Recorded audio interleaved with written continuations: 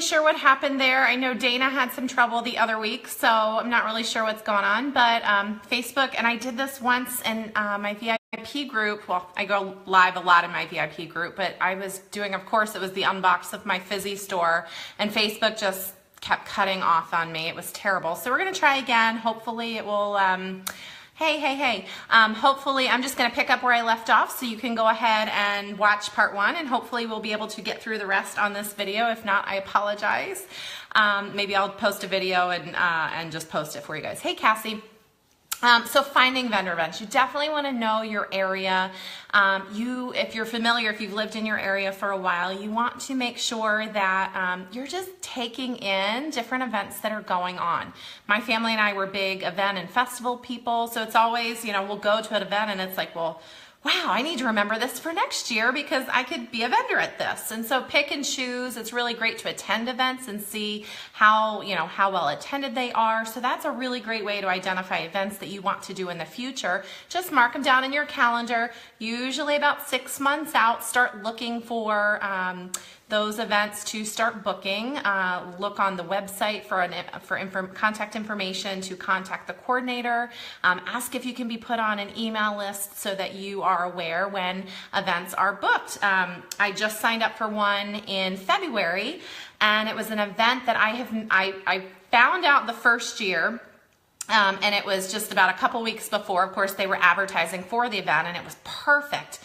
Fits totally with the brand. So I was like, well, shoot, I missed it this year. So the following year, I missed the sign up again. Another consultant had already taken the opportunity. So this year I landed it, and I landed it big. So I'm already set up for February, and I'm good to go. So just keep your eye on the events that you want to do and put them in your tickler file so you know when to reach out to be able to sign up for those events, get on their books. Your Chamber of Commerce, your local Chamber of Commerce is an excellent way to know what's going on in your area. I am I'm a member of, sorry it's late, of our Chamber of Commerce, my local Chamber of Commerce, so I know different events that are going on, and I'm involved. Hey Cassie, hey Jen. Facebook groups are also very wonderful. There are a lot of Facebook groups. Just go to your search bar. These are kind of Event 101 basics, but if you're brand new, you might not know where to search for events. I didn't know when I first started, and before I did my first event. I started with something very local, but then branching out for the holidays to do different events and kind of outside of my area, I used Facebook groups for that. And so that's a really great way. Just make sure that you know you're contacting the coordinator, you're not getting scammed for anything.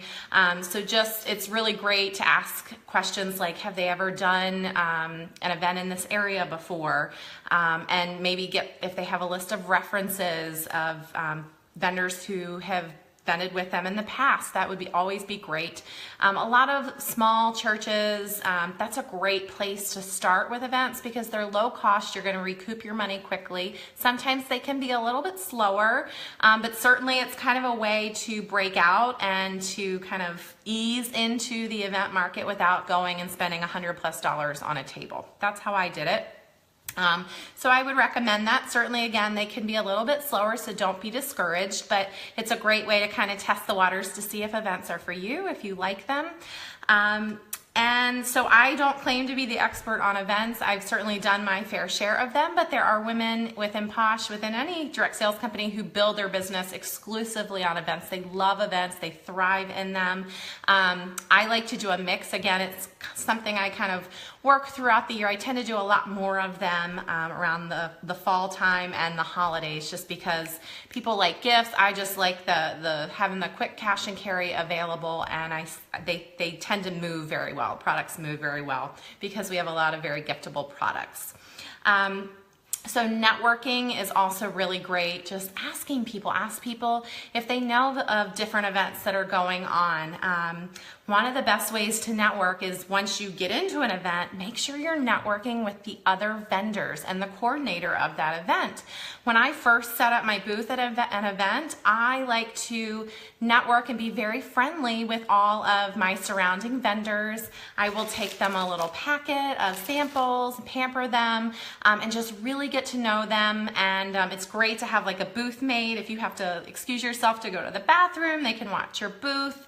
I have been fortunate. We have a really small community, but we have a lot of big events. And I set up this training to do because I am going to be doing it's one of my biggest events of the year this coming Saturday. It's got about 10,000 people at it. It's a local festival. They shut down our town street. It's a really, really big deal. But anyways, I met a 31 vendor that we're just, we partner together, and she will send me info now. I send her info, and it's really great because we always try to sign up to be next to each other. Very trustworthy. I think we met because she had a flat tire, and I helped her pack up her booth and get things needed. She needed to pack up. And so you just want to be really friendly with people. You will make friends, and it's also really great to be able to get future booking information for different events. Like, she does a lot of events, so she's a great one to know. She will contact me and say, hey, I'm doing this one, are you doing it? And if it's not on my radar, I do it. So it's really great to get to know people that way. So at events, you want to make sure that you are being your brand. You want to exude happiness and excitement and just be posh. You want to have great hospitality at your booth when you want people to feel welcome. You don't want to be standing there on your cell phone. You want to smile, be happy. I never sit down at my events. I will take a chair, but it's very rare that I sit down unless it's a really long day. I like to stand out in front of my table. I don't like to have that barrier between the table and myself and one of my customers. So when I set up, and I'm speaking just because I'm doing one on Saturday, an outdoor vendor event, I like to use a big pop-up tent, and it's white, it's very nice. But I will take 2 tables that fit inside there, and I will L shape it, but I recess it into the booth. I like people to come into the booth and feel welcome. If it's moving kind of slow, I will stand kind of on the outside of the booth with a big fat yummy hand cream and a smile, and just invite people to come in. Hey, would you like a hand cream? Have you ever heard of Perfectly Posh? Start the conversation going, and it's very friendly. And most people, are not gonna, you'll have some that will, not want to try hand cream, but usually most are pretty intrigued by it. And if you're very friendly about it, you're gonna get someone to come in your booth, and I just invite them to come in and explore and try on my testers and start smelling things. I don't like to hound, I don't like to hover, but I will kind of guide them through my table without being overbearing. So cell phone down, making friends, networking with other vendors. And I truly, truly believe that there are no unsuccessful events. You can get something out of every single event that you go to. If it's a slow event and you are not getting sales, shift your focus to something like trying to book parties, trying to book spa nights, or talking to people more about the opportunity. Certainly those are things that I do anyway at events. Even, if the sales are moving well, I keep those things in the forefront as well. But change your focus, network with other vendors. Like I said, you just never know what's gonna come out of that. You might have a really crummy sales day, you might get no new team members out of it or no parties booked, but you might make a really great friend who's another vendor who's gonna turn you onto a show that you're gonna, make a killing at. You just don't know what kind of seeds are gonna be planted that day. So never have a bad attitude about an event, never feel like it's a waste of time. Look at it as a networking opportunity and something that is, what can you take away from it? What could be different? Maybe that's not an event for you to do in a future year. How could you do it differently next time? And for setup, we'll move on to that. My setups are rarely ever the same. I'm always changing what I do. My very first event is actually the one that I'm doing Saturday. So when I first started 2.5 years ago, that was the first event that I signed up to do because it was local. I knew about it and I knew it was a big event. So I felt like I needed to have every tester, all the products, and I didn't have a lot of money to put into inventory. I had a couple little products here and there, but I wanted to make sure that I had a big tester station available. And do you know what it did? It overwhelmed people. It was too much on the table. There was too much for people to smell and to look at, and they just didn't know where to start. When people come into your booth, you probably have about 1, maybe 2 minutes with them before they're gonna either purchase, start asking you questions, or leave. So you don't want to overwhelm them with too many things going on your table. So I like to keep my tables really nice and clean. Like I said, I do the 2 tables. I started with 1, so I might reference some things this evening that I do now 2.5 years later, but please know I did not do that kind of thing when I first started. For instance, that event, I learned that I had too many testers on my table. I did not need to have every product from every line out. It was just way too much. It was beautifully displayed, but it was just too much for people to take in. I also did not have any way to take any kind of electronic payment, any kind of card reader, which cost me several sales that day. And so I learned, hey, you're gonna need to be able to take more than cash at an event. So I use Square. I highly recommend it. I'm sure from someone you can get a referral link. So your first $1,000 in processing will be free or something like it. Some kind of way to take a credit card payment. And usually when people find out that you take electronic payment, they're going to spend more with you. Oh, you take a credit card? Great, let's add 3 more things on. That's typically the response. I've been to one event. It was actually pretty far south from here where I live. And it was the oddest thing because I would say 95% of my sales are typically credit card sales up in this area. I'm in the Washington, D.C. area. I went to this vendor event and I was shocked because 95% of my sales that day were cash. So I think it might depend on your area. For me, I just always like to have the kind of the safety net of being able to take any kind of payment. I don't take a check, cash or credit card, I mean, but taking both options.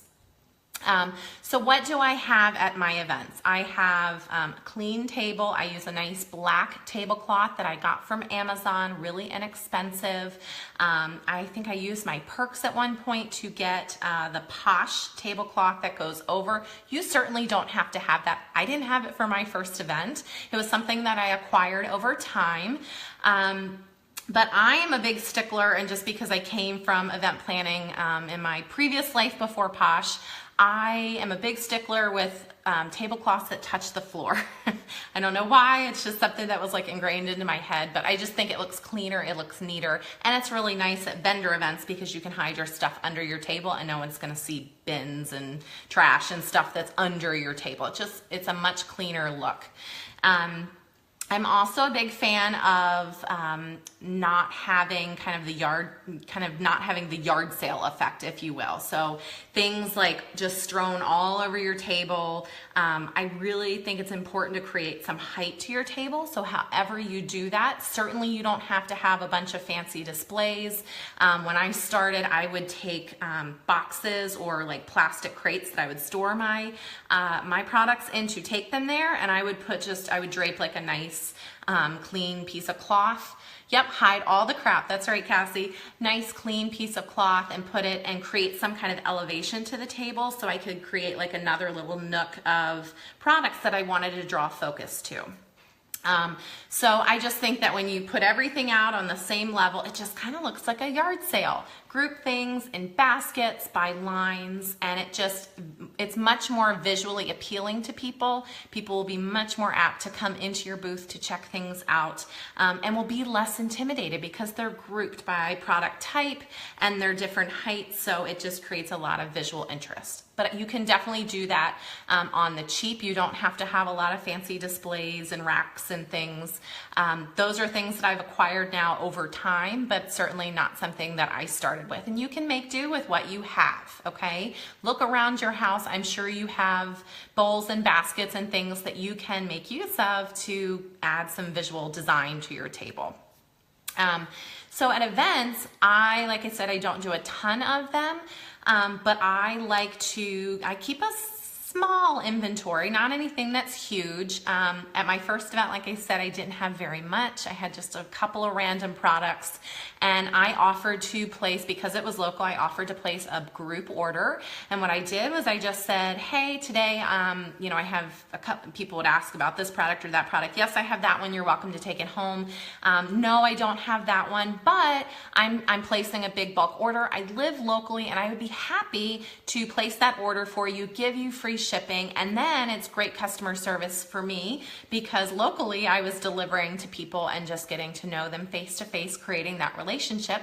But certainly you could, take advantage of a bulk order if there wasn't, there were onesie-twosie products. Use that buy 5, get the 6 free to help you build up your inventory for future events. You don't have to have a huge inventory to do events at all, but it's great to kind of acquire over time. And buy 5, get 1 free is a great way to be able to do that.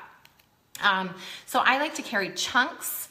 Big Fat Yummy hand creams. They're both very inexpensive to be able to stock up on, especially to take advantage of the buy 5 get 1 free, and you can offer a lot of variety to people with just those $9 products. So I think you could do a small shelf of chunks, a small shelf of Big Fat Yummy hand creams. Don't feel like you have to have every scent. I will typically stick like 6 to 8 cents. Now, maybe when I started, I was doing something more like 3. So you want to have something maybe a little more on the floral side, maybe something like on the like the snarky type side, something else on the fruitier side. So you want to kind of give a little bit of variety for people to pick. And again, it's not overwhelming to them, okay? Same with the chunks. And it's very interesting to me, like what sells at some events more than others. I did a horse race recently. We're in farmland, and there's a lot of horse racing that goes on. So it was a big, it was almost like Derby Day kind of thing. Ladies in their hats, and it was very fancy. And I sold a crap ton of chunks that day. I don't know why, but I was just almost totally out of chunks. So typically for me, it's the Big Fat Yummy hand creams. You just never know. So I think it's good to have a little bit of variety of each. Lip balms are certainly very inexpensive to stock up on because you can get the 6-pack of lip balms. And then of course, Fizzy. Fizzy is a great opportunity. You could practically do events in itself just with Fizzy. I'm sure that there are going to be women who do, women poshers who do just events just with Fizzy, and I think that's completely fine. I like to stick to the lower price point items. That is just what has sold well for me. There are women who will do masks, they'll do the whole Look Natural line. I just don't keep a lot of stock of that. And if I have it, I'll put it out. If it's something, I do keep some face washes and moisturizers because I have customers who will routinely come and ask if they can purchase from me without having to order. So I want to make sure I have that for them, especially at my local events too. I will have ladies who come up and they just didn't want to place an order, or they forgot, and they want I try to make sure that I have that kind of stuff there for them. But in general, chunks, Big Fat Yummy hand creams, lip balm, and Fizzy. Fizzy is a great thing. Do the 5 for $20. It's a quick $20. You don't have to make change. It's great. Everyone's going to be laying out a 20. I know Cassie just did an event recently. I don't know if she's still on, where she talked about the top sellers of Fizzy scents at her event. So this is actually, I've sold Fizzy to my VIPs, but this Saturday is actually my first event with Fizzy, and I'm so excited to see how they go and what product or which scents sell well. And I'm still, when I originally planned this training, I was like, oh, I have that event Saturday. I'll have my table. I'll set it up and I'll walk them through it. Well, yeah, I had a PRM on Saturday, so that didn't happen. But so I still need to get some baskets and stuff for my fizzy. So I'm still thinking through that, but I have the whole week. But anyways, so adding height to your table to combat the yard sale effect, tablecloth to the ground.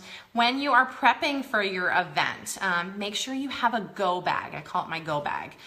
It's got pens, it's got tape, it's got, I like the zip ties, scissors, any kind of little thing you might need, because you might need it. I like to just have it in a Ziploc bag. It just stays with my event stuff. It's dedicated to that, and it stays in my big Tupper tote bins that I keep in my closet, and that's what I have there for events, just for little emergency type things. I also like to make sure that I take pink packets to my events. I don't keep these. I don't put them out on my table. I do not put pre-made samples out on my table at events. They will go, they will be gone. People will come up, they will take the free samples, and that will be it. The only things that I have to sample at my table are my actual tester bottles. So I will have one of each type of Big Fat Yummy hand cream that I have available for purchase that day. And I will also, I like to actually I cut my chunks up and I put them in mason jars with a little like sniffer thing at the top so they can kind of shake it and smell it, because I think our chunks smell better when they're cut. They're a little bit more fragrant. So I have those like kind of displayed on a shelf with or I have them in the front on a tray, and then I have my chunks for purchase on a little collapsible shelf that I set up on my table. Pink packets, I like to make sure that I have available. This is exactly what I would send to anybody looking, thinking of considering joining my team. So I want to make sure that I have some kind of signage on my table that gets people thinking about joining Posh. It can be anything. It can be something that you create. It can be something you download from the Posh website. But I want to get that in their head. I want to be able to strike up a conversation about the $99 opportunity. Not necessarily using the words join my team, but like help wanted, something like that. So I want to make sure I include a catalog. I have my Why Posh inside, our little join card, and then I usually put 2 to 3 pre-made samples and my business card. And that's what goes in my pink packets. They stay behind my table so that if anyone asks, if the conversation comes up, or if I have someone who wants to book a party, they go home with a pink packet. Just because that's what I would send them if they were having a Facebook party. So it already gets it in their head. They already know about the opportunity. I've always heard lead with the opportunity. They're drawn into your table because they want to purchase products. But if you can if you can start the conversation about building your, help growing your team, you're already sharing the love of the products and you're able to talk about your favorite products. Make sure you always have at least a couple of your very favorite Posh products there, because you're going to be very passionate when you talk about it. So that passion kind of carries over, and I think it kind of dovetails very beautifully into talking about why you love Posh, and it lends itself to talking about the opportunity with Posh. The other thing that I like to make sure that I have available, and I make these visible, I have they're just little booking bags. So I'll have a cute little sign. I have a little like ceramic bathtub that I put these in. Before it was just a little plain basket that I had at my house, but I did find this really cute clawfoot bathtub. And again, those are things that like you will acquire over time. Don't feel like you ever have to go to your first event and have it be like, what you would see somebody who's been doing Posh for 5 years. I mean, there are women within Posh where I still look at their booths and it's like, whoa, I'll never get to that point. But, everyone starts somewhere, and you start, again, with what you have and what you can do.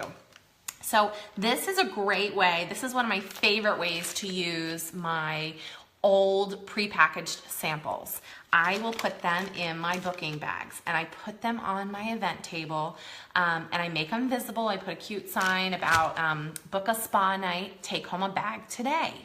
So it starts the conversation. A lot of people will say, oh, what's that? Can I have one of those? Yes, I would love to send you home with one of those. I am booking online spa nights, and I would love to pamper you and your friends.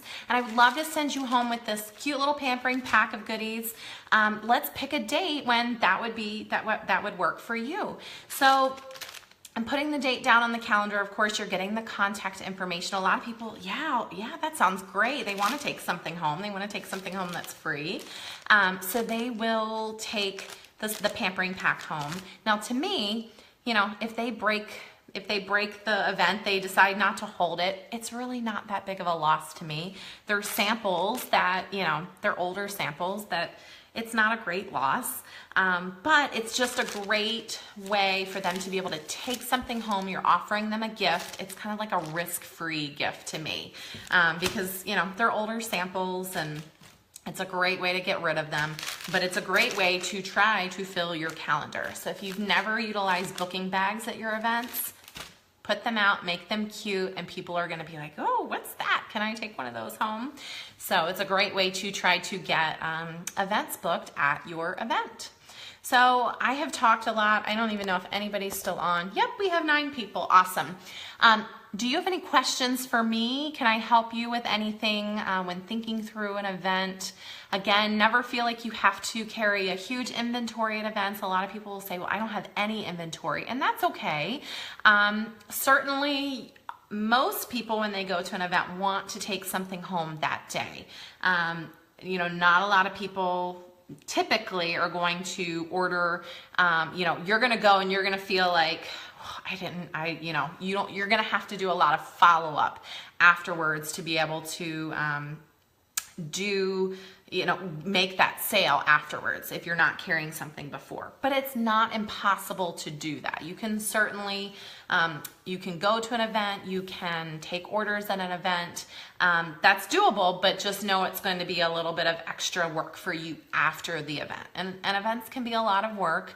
I'm usually very drained afterwards. I'm kind of like I'm an ambivert. I'm like an introvert, extrovert. So I'm usually super drained after an event just because I'm on the whole time. And so the next day it's like, I need just a day to just kind of chill, not be super social. Yes, I can touch on how I follow up with contacts. So I don't just put out a list, because I will get all kinds of random entries, and that just didn't work for me. So I usually like to have something fun out on the table, like a drawing kind of thing. I'm sure most people do it this way. And if they make a purchase, they will get to fill that out to win the prize drawing. It's usually like a retired product or something that I don't need anymore, thrown in with a couple of samples, maybe a cute little dollar store mask or some other kind of little spa products. I'll do it all cute with just like a little things from the dollar store. And so they get an entry for that. If they have spent a decent amount of time at my table, I will converse with them and I will let them, it's kind of on like my judgment. I will follow up with them at a future point, and I'll allow them to enter into the raffle. And so that way it's kind of like a little exchange for their contact info. If they've spent a decent amount of time, like real time, where they're not just kind of using all my testers, but if they've spent a decent amount of time talking with me, it's just a way to be able to capture their contact info. So usually the week following the event, I will follow up with that list. And I don't like the little papers. I will just keep just a list on like a clipboard because it's easier for me. And I make sure that I tell them when they're writing it down, please write clearly because I'm going to need to contact you. And I will see if I can find them on Facebook first, because it's a great way to make that connection and to be able to friend request them. And it's a great touch point to be able to message them and share your VIP group link if you can't get them to join your VIP group while you're there. Another thing that I've done, and I do this a lot at my local events, is I'll say, you know, hey, I'm local and I am doing, and you could do it for non-local events too. I'm doing a giveaway over in my VIP group for anyone who joins. Sorry, that's my elbow on the table. I am doing a giveaway in my VIP group for anyone who joins my VIP group today and comments. I'll put like just a comment post, a thread in my VIP group that you met me at this vendor event. So it's a great way to get them in to your VIP page. If you want to do that on your just general business page, you could find some way to do that where you're not, again, breaking any PMPs and assigning. You missed the part about recruiting because I was talking about, let's read that again. Aside from putting, recruiting. Just some kind of sign. And I will talk with people as they're kind of looking through the products. And if I see that they're grabbing more products, more and more and more, especially if they get to the end and they're still smelling testers. And I mean, you can usually tell the ones. They'll have like their group of like 3, I'm just gonna get these, and then you're ringing them up and they're smelling other things and you're trying to help another customer, but pay attention and be attentive to them. And they're at, oh, let me add a lip balm. Oh, let me, you know, we do have a starter kit that is $99. And so there are little ways to slip that in. If they seem really genuinely interested in the products, I will offer them a pink pack. And like I showed, you might want to rewind and watch that, but I showed what I include in my pink packs. I keep those behind my table because I don't want to be giving out catalogs to everyone who, you know, just comes by and thinks it's just fun collateral to take. They're expensive. So that's, you know, I keep my business cards out for people. A lot of people, it's kind of like the courtesy thing to do. They'll come in, especially like the little old ladies, they'll come in and, oh, that's very nice. Do you have a business card? It's like the nice way to like escape your booth. So that's how I do it. Anybody else? Cassie, did I answer your question fully? Follow up with contacts afterwards. At all costs, if you can, without seeming creepy, you know, I'd love to connect with you on Facebook. It's just an easier way. It's also nice to have that rolling list so you know exactly who, so you can follow up. But even, you know, hey, while they're filling that out, hey, would you mind if we connect on Facebook? Because then it's already done for you right there. Then you have the list. You can go find them on Facebook, direct message them.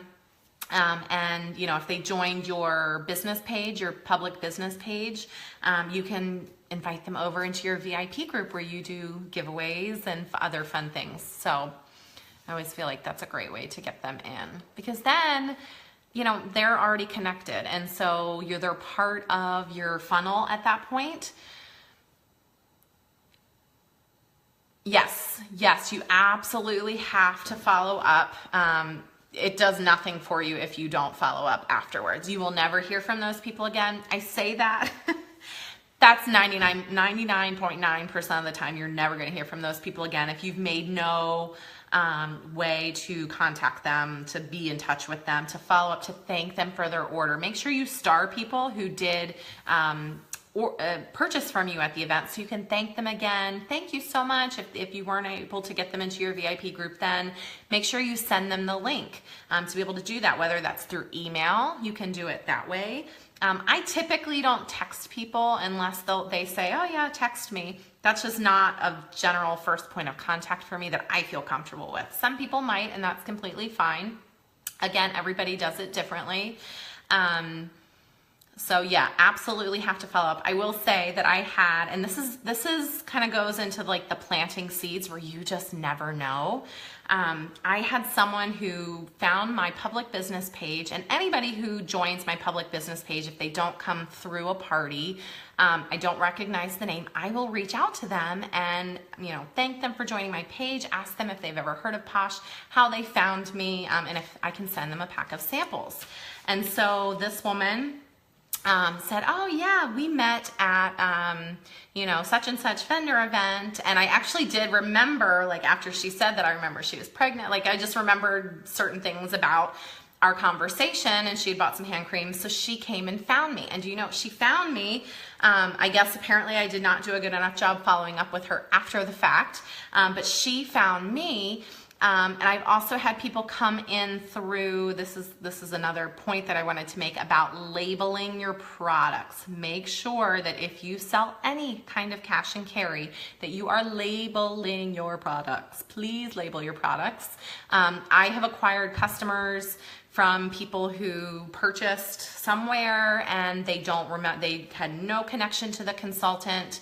Oh, you loved that healer that you purchased at that craft show. Do you have a consultant that you use? That's what I ask if I have a new person who's heard of Posh, but they come and they start shopping with me. No, I don't know who that consultant was. I don't have any kind of contact information on my product that's now empty. Okay, well, I'm happy to help you place an order for a healer. So please make sure that you're labeling your products. The portal labels are really great. If you can't afford those, if you don't have enough perks for those, go on somewhere like Rotech and order yourself some inexpensive labels. Especially this time of year as people are buying a lot of things for gifts. You never, ever, ever want a product that someone is gifting to end up, someone loving the healer or loving, a mask, and they have no idea how or where to purchase it again. You want them to come back to you. So always label your products. That was my little lesson. I always knew that, but that was my little lesson when that woman came and found me, that you have got to label your products. Because somebody did the work for that. She had no way to contact a consultant. She didn't know who she was. That consultant made no effort to, contact her. So I gained a customer because of that. So that's not the way that we don't want to be doing the work for other people to reap the benefits. So you want to make that connection, and you want those people to come back and shop with you again. Tanya, booking bag, how many samples do you include? I usually do the 6 to represent the buy 5 get 1 free, because that's what I will send my hostesses. So if they are agreeing to book a party, they put a date on my calendar. I actually bring my physical calendar, let them, I have my dates highlighted. They put it in the calendar, I get their contact information, then they take a bag home, and I put the 6 samples in there to represent the buy 5 get 1, and I will put like maybe 1 or 2 current samples, but the majority of them are products that are retired, just the prepackaged retired samples, and that's how I give those out. That's one of the biggest and best ways that I give out my retired prepackaged samples. Anybody else? You're welcome. Did I miss any? I'm going to scroll up. Recruiting, we touched on that. Follow up. All right. Well, we have 11 people still on, so that's all I have tonight. We went over booking bags and pink packets, making sure that you have a way to take electronic payment. So that's all I have. I'm not going to keep you guys on if you don't have questions. Certainly happy to entertain any questions that you have, but really, really sorry if you had to watch, you're watching in replay. Hopefully you were able to catch the first part of this training. Unfortunately, there's going to be no way for me to send the, add the link into YouTube because it's not a complete training because we got cut off in the first part, but hopefully you guys were able to take something. This is a great time of year for events. Be looking for all the fall festivals. I'm so glad, Madeline. I'm so glad you were able to take something away from this. Thank you so much, Annie. Thank you, thank you. Hopefully it wasn't too basic. Certainly, again, I don't know everything about events. I don't think anybody does, and everyone kind of does it their own way, and you're gonna find what works for you. You're gonna, say, oh, well, that worked for her, that doesn't really work for me, and that's okay. And like I said, each event, I learn something, I will change it up the next time. It's never the same. It's just never the same. Really, really great. I'm so glad that you were able to take some info. So good luck at your event. All right, guys, I'm going to hop off. Thanks so much for joining me tonight. Good luck. Take advantage of those fall and holiday events. There are tons available, and it's a great time for people to purchase gifts, especially closer we get to like the November time frame. Think about things that are giftable. Most likely I'm not gifting somebody face wash, but something like fizzies or chunks or hand creams, and there's gonna be tons of ideas coming in the coming months. You're gonna start to see pages flooded with cute little ways to gift package things, and never feel like, you know, you can't do with what you have right now. Always, everybody starts somewhere, so you can build and grow off of that. But hopefully you were able to take a few things away from the training tonight. Thanks so much for joining. Bye.